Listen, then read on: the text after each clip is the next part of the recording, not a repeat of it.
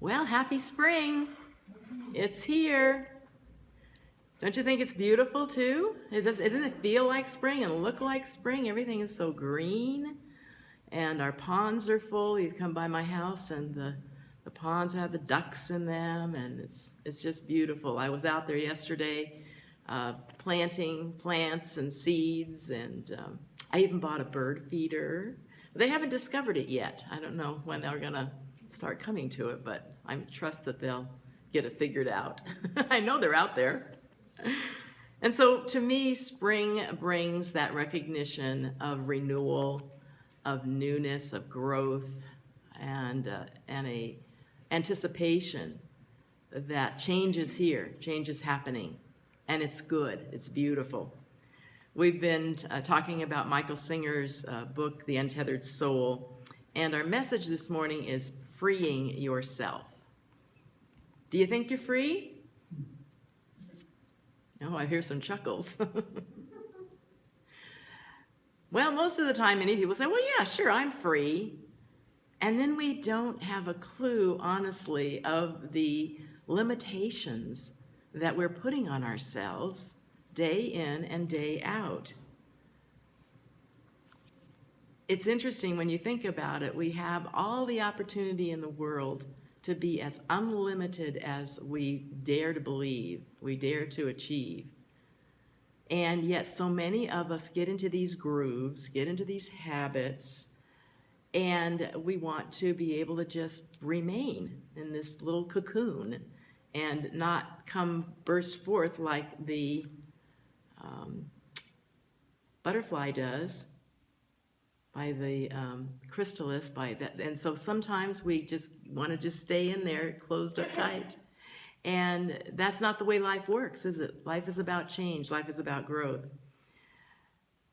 So why do we do this to ourselves? Why do we want to stay in this confined area? Well, Michael Singer says it's because of fear. And he says there's two things that we can do about fear. We can recognize that we have it and work to release it. Or we can keep it and hide it. Many times that's what we do. We opt for the second option of keeping it and hiding it. Because we don't want to recognize that if we just let it go, we can get beyond it and get past it and over it. Singer says fear is the cause of every problem. Fear is the blockage of our energy. Remember last week we talked about energy. That's what life is about. Energy wants to flow. It wants to move. And so when we have fear and we block it, we're doing ourselves no good whatsoever because we're spiritual beings. The purpose of spiritual evolution is to remove the blockages that cause you fear. And we all have them. We have this thing called a psyche. I think it's also called an ego. And it talks to us all the time.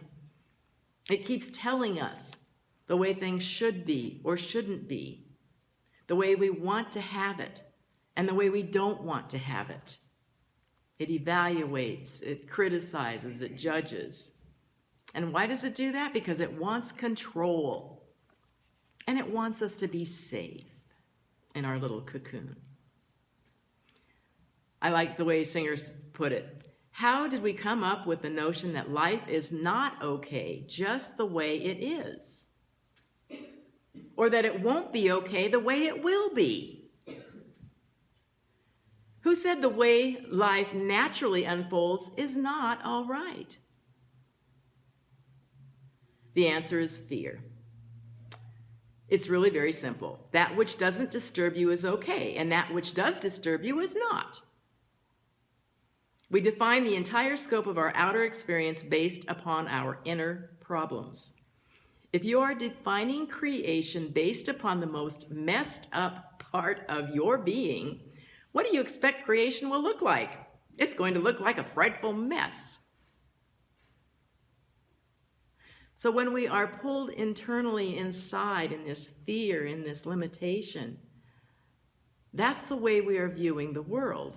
That's what we talk about in our Science of Mind teachings all the time. What is within has to come out. It has to be part of our experience. What we bring out of us is drawn to us. So remember, though, that we are infinite beings.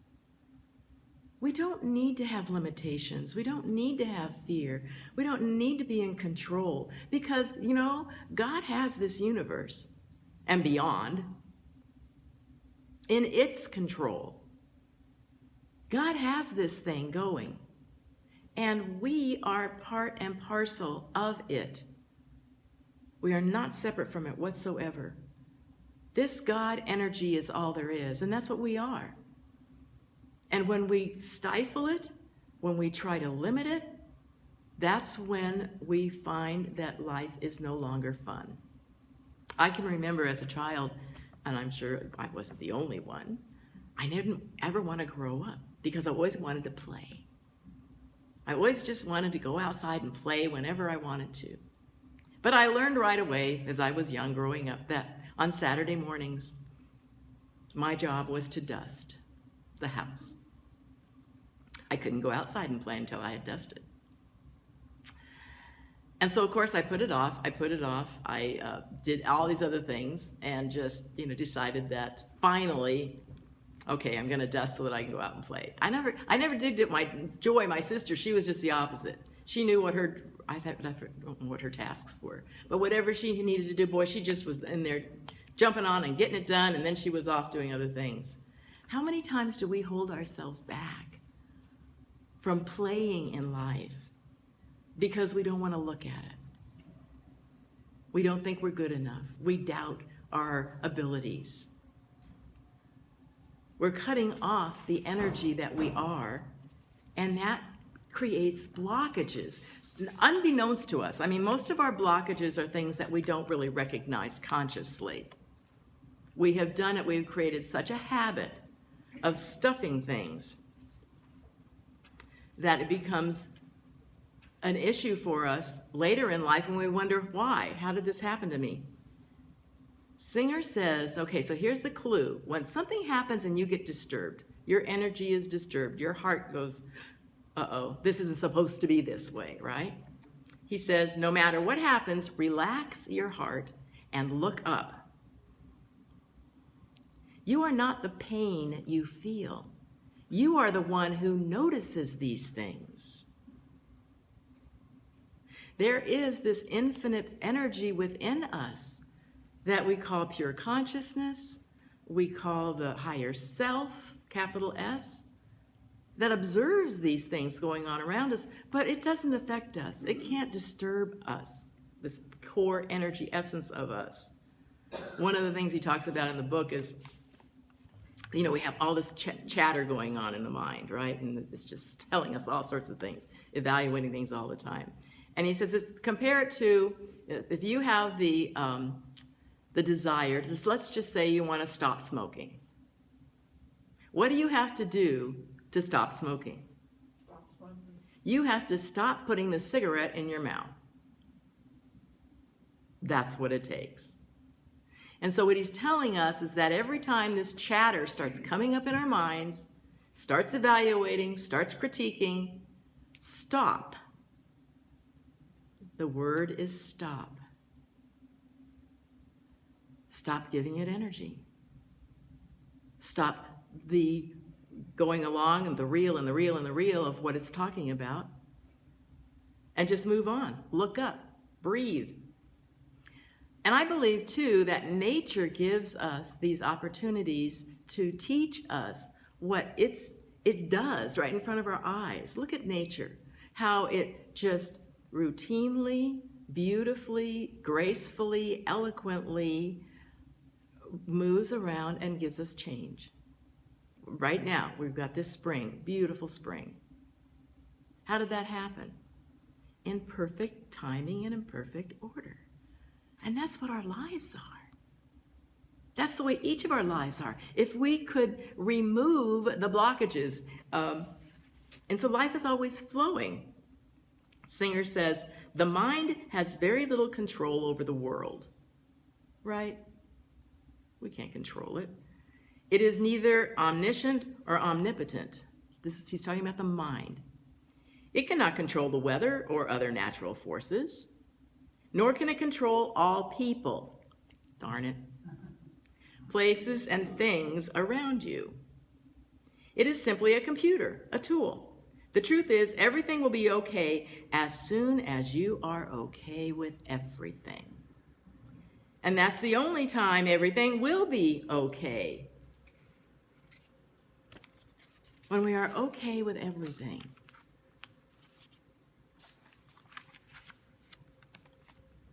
So there's many times when we look at things and we evaluate them. We think that they're not right.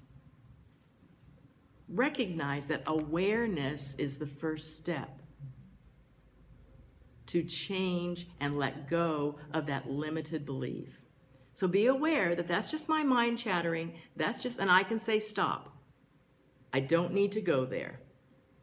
He gives an example of a dog that you want to have kept in your yard, but you really don't want to have a fence. And so you can put a collar on it, and it gives it free rein within a certain parameter. But then once it steps beyond that, it gets zapped. And that keeps it inside its confines of the yard. But what if that dog goes to the edge, and the zapping, it's not going to kill it. It doesn't hurt it, really. It's just uncomfortable. So what if the dog gets to the point where it gets to the edge and it feels the uncomfortableness and steps beyond it anyway? He's free to run. He's free to go. That's what he talks about with us, with our limitations, with the barriers that we have put up for ourselves. If we can just step beyond that uncomfortable edge and free ourselves. I always think about, too, the fish in the little fish bowl and how it can only swim around here and here, and then when you put it in a bigger territory, it still just swims around here and here. We're like that. We get into these habits that we think are comfortable, that we think make us safe, when we have no idea what this infinite being inside of us really wants to have us experience, to have for our lives to come forth within it. So we have what we create our comfort zones. We are comfort zone here, and he has all these different examples. They're good. He talks about having thorns. Sometimes we call them buttons. We have thorns on us that we don't want to be our thorn pricked. So we stay within our comfort zone.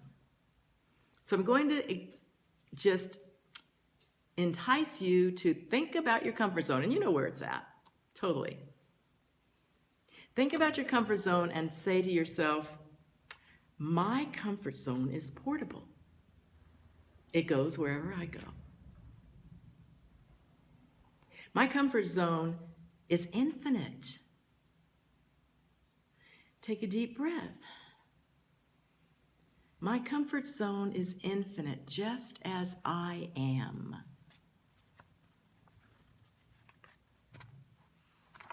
Many times, I feel that one of the keys to going beyond that comfort zone is to have the aspect of curiosity. What would happen? And united with curiosity is faith that this one power, beautiful presence, pristine being that is all there is, right here within me, wanting only the highest and best for me, that's what I am. And so I have faith with that curiosity that wherever I go, wherever I am, God good is.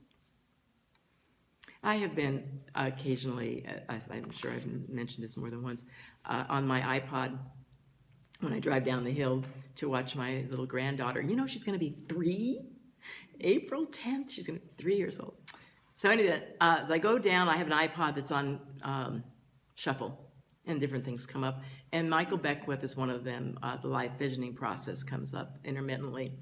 And one of them, I don't remember what the topic was precisely, but he says something to the effect that, well, nothing's really going wrong here. Nobody's dying.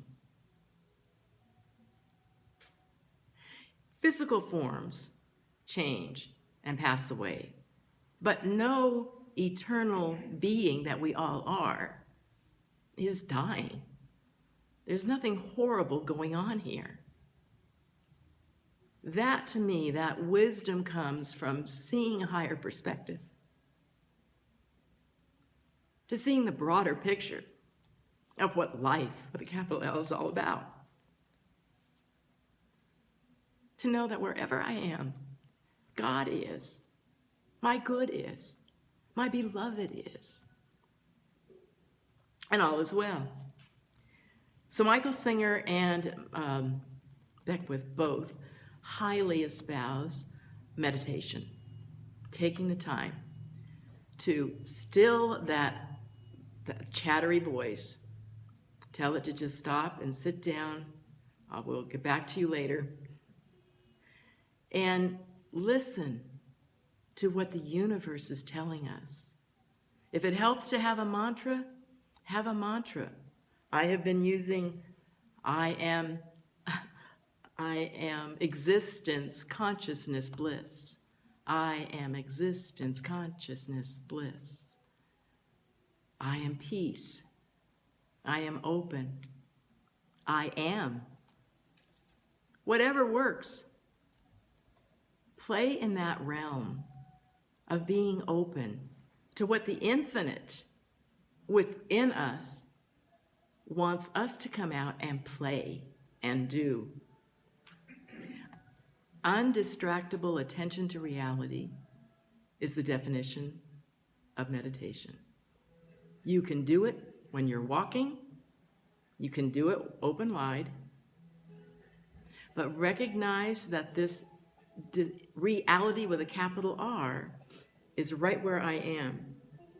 We can always go to the edge of our comfort zone and be comfortable with it. Somebody's having some great music somewhere.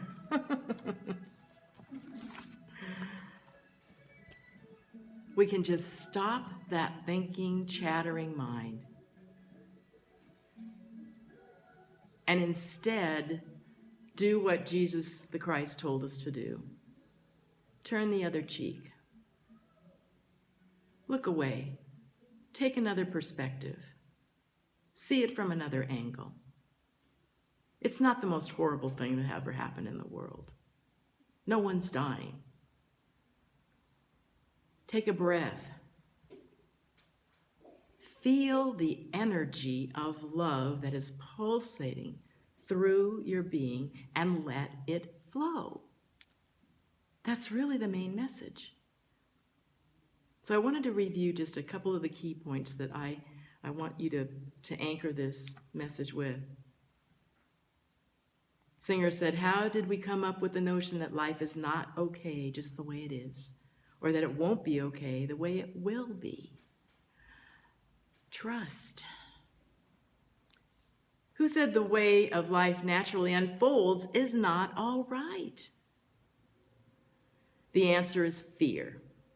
The purpose of spiritual evolution is to remove the blockages that cause you fear. The truth is, everything will be okay as soon as you are okay with everything, and that's the only time everything will be okay. My comfort zone is portable. It goes wherever I go. My comfort zone is expandable. My comfort zone is infinite, just like I am. Learn to have the confidence and the trust that wherever I am, God is, and all is well. Now go out and have a fabulous day. Love you. Namaste.